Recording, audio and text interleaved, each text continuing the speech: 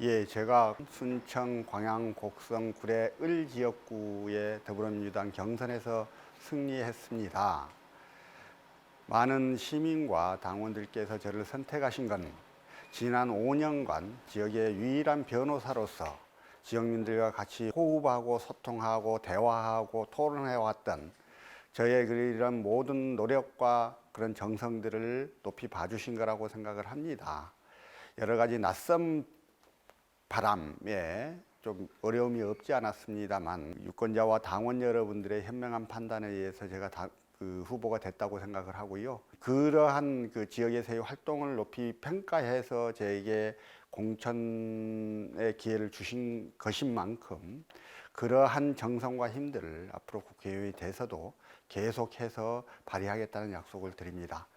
저는 그동안 저의 노력과 힘들이 지역민들에게 계속 더 많이, 더 넓은 범위에서 평가받고 그래서 본선에서 충분히 승리할 것으로 기대하고 믿고 있습니다. 많은 유권자들의 현명한 판단을 기대하고 바랍니다. 특히 21대 총선은 문재인 정부 후반기를 구성하는 중요한 정치 이벤트로서의 의미가 있습니다.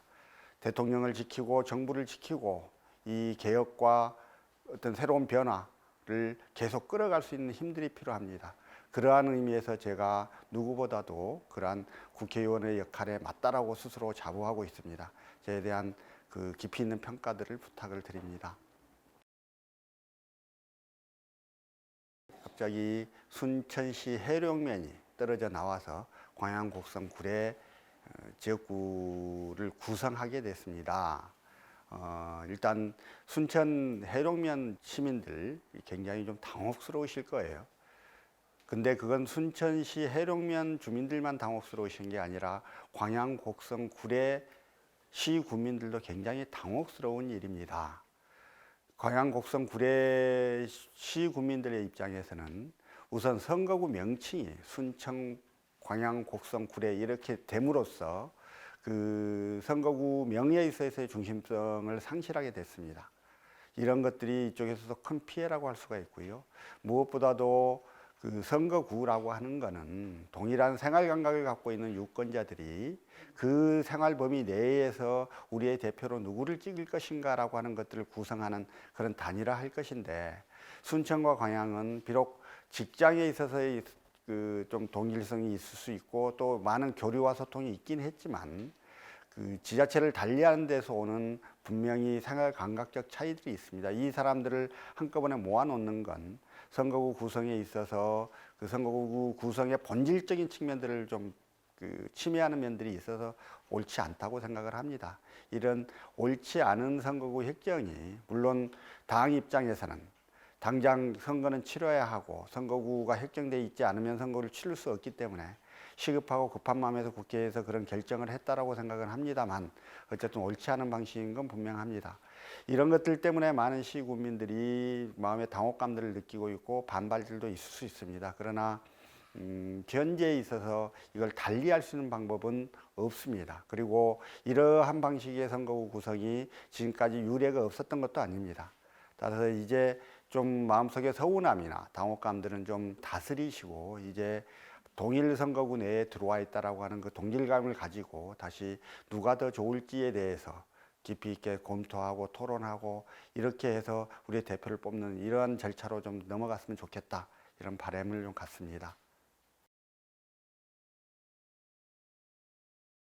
순천 그 해룡과 광양은 한 하늘을 이고 지는 사람들의 동네입니다.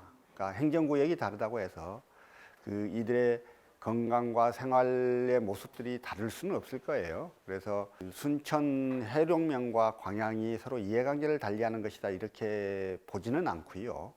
공통의 문제들이 있고 서로 조금씩 입장이 다른 문제들이 있을 수 있을 겁니다. 근데 어떻게 하는 게 이 지역의 전체적인 상생과 발전들을 도모할 것인가, 그리고 많은 시민들의 건강과 생명을 보장할 것인가, 이런 측면에서 문제를 바라보면 특별히 부딪혀서 그 어려운 문제는 없을 것이다라는 생각들을 하고요. 그런데 이제 이게 지금까지 지자체 단위에서는 지자체의 그 행정구역이 다르다 보니까 예컨대 신대 주민들이 가지고 있는 건강이나 환경에 대한 불안감들을 순천시는 해결할 수 없고 광양시는 순천시의 문제라고 해서 넘겼던 측면들이 있습니다. 이걸 국회의원이 양쪽 지역을 모두 지역구로 둔 국회의원이 있다면 이것들을 통합적으로 해결해낼 수가 있을 거예요.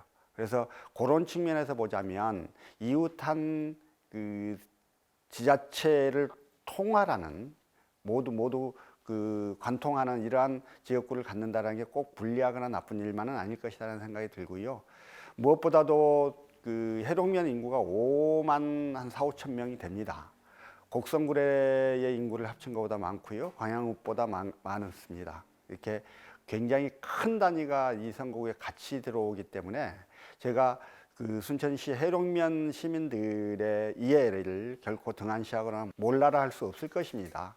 적극적으로 순천의 문제에 대해서도 관심을 가지고 풀 것이고요.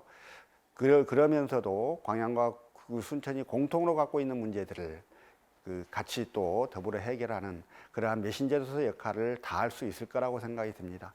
그런 면에서 지금까지 이 근동에서는 볼 수 없었던 새로운 역할을 갖는 국회의원이 한 명 탄생한 것이다. 이렇게 봐주시면 좋겠습니다.